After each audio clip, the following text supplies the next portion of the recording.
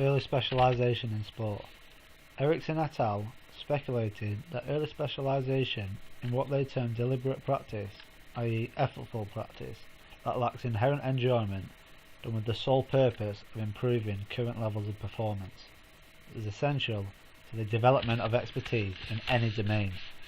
To simplify this, Erickson is suggesting that if you want to become an elite athlete in your specific sport, you have to do a certain amount of training.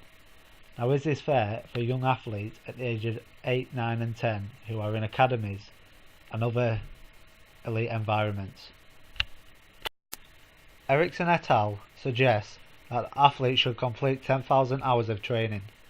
If you complete these 10,000 hours, does this mean you have a greater chance of becoming an elite sportsman at the highest level?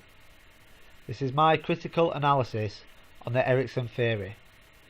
The 10,000 hours can make use of overuse injuries.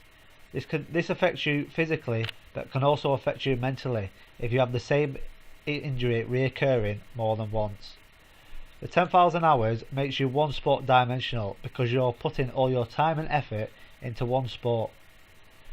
The 10,000 hours also increases dropout rates in the sport because people get bored of that sport because they've been playing it and training for so long. It doesn't always guarantee success, and it also reduces participation, as said before. The 10,000 hours will not make you the next Novak Djokovic. In today's society, too many coaches and parents are pushing their children to focus on one sport before high school in the belief that they will miss out if they don't. The thinking is that they need to get ahead of the pack by putting in the extra hours and staying away from other sports. Wiersma speculated that the limited range of skills performed during early sport specialisation has the potential to limit overall motor skill development. This means that players who are specialising early are missing out on key fundamental skills which you will need for everyday life as well as a sporting career.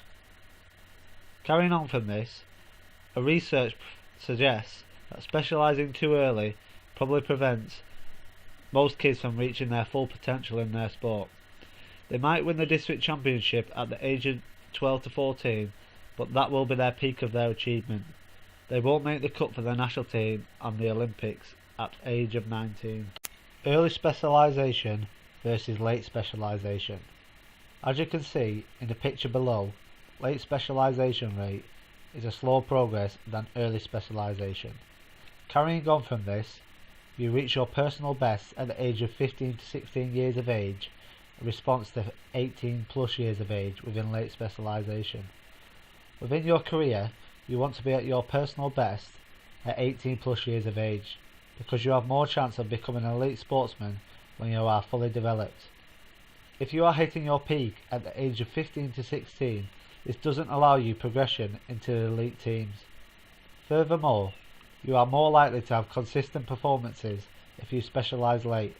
One reason for this is you know more about yourself and your abilities, and you are still developing. Following on, you are more likely to have a long career if you specialise late. An example of an elite athlete specialising late and having a long career is Ian Wright. Ian Wright was stuck playing amateur soccer until just prior to his 22nd birthday, when he was signed to play for Crystal Palace. This turned out to be a brilliant move, as Wright starred for Palace and Arsenal from 1985 to 1998, scoring many goals. And finally, you are more than likely to have more injuries if you specialise early. An example of this is Owen Hargreaves. Even with advances in technology and training, players have found themselves to become more extremely injury prone, and in some cases they have managed to become extremely injury prone.